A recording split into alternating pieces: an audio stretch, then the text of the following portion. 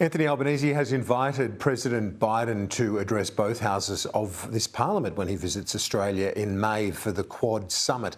While the date hasn't been locked in, nothing confirmed at this stage. If it happens, it'll be in the week after the budget. Indian Prime Minister Modi, who will also attend the Quad with the Japanese Prime Minister, will meet members of the local Indian diaspora at a community event in Parramatta. The last foreign leader to make an address to the joint parliament was Ukrainian President Volodymyr Zelensky. Let's bring in foreign editor at The Australian, Greg Sheridan, as we do every week. Greg, thanks as always. How significant would that address be by Joe Biden? It's been quite a while since we've had a president do such an address to the parliament. I think it was back in 2011 with Barack Obama. Yeah, Kieran, I think it'd be a very good thing indeed.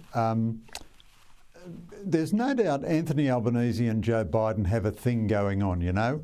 Our Prime Minister went to India and then he went to the US to meet the British Prime Minister and the American President. Of those four leaders, two are Hindus and two are Catholics. And Albanese and Biden are both working class, trade union connected, Catholic, Labor politicians, very close to their Labor movements. It's much easier for Albanese to do all this AUKUS stuff because he's doing it with Biden rather than, say, with Trump. You know, Biden's a great ham and schmaltz and everything, assuming he reads the speech properly. I think it should be a great event. And one good thing about it, it shows to the Australian people how seriously the Americans take us, and it communicates to the American system how seriously the president takes the relationship. So I think it's a winner all round. The Quad, the announcement last week, this week, the ongoing fallout of the comments of Paul Keating and some other critiques, not that positive, from a couple of Labor MPs, including one publicly in the Parliament, Josh Wilson, who expressed his strong concerns about the plan. Is this inevitable that some backbenchers will kick up a bit of a stink, but overall, where the government's heading, that they appear unified? Yeah, so this is pretty minor at this stage, and it was a very bad action by that backbencher to destroy the wonderful unity the Albanese government has so far had.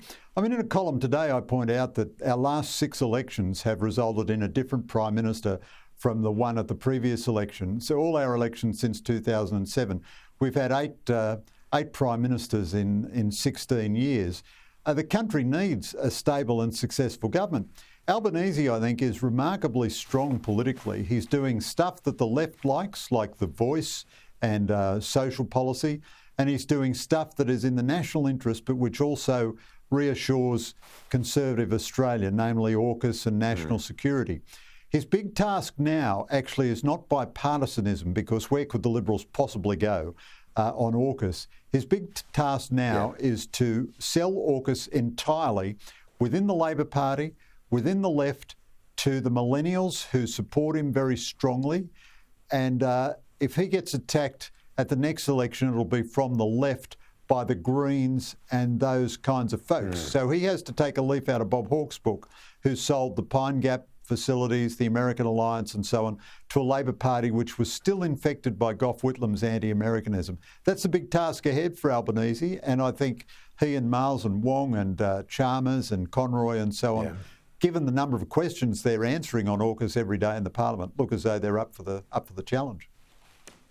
Indeed, it remains a pretty strong focus for them. And finally, Greg, the Ukrainian question, hard to know where to start. We've had the ICC issue an arrest warrant for Putin. Putin visits Mariupol. Xi Jinping visits Putin.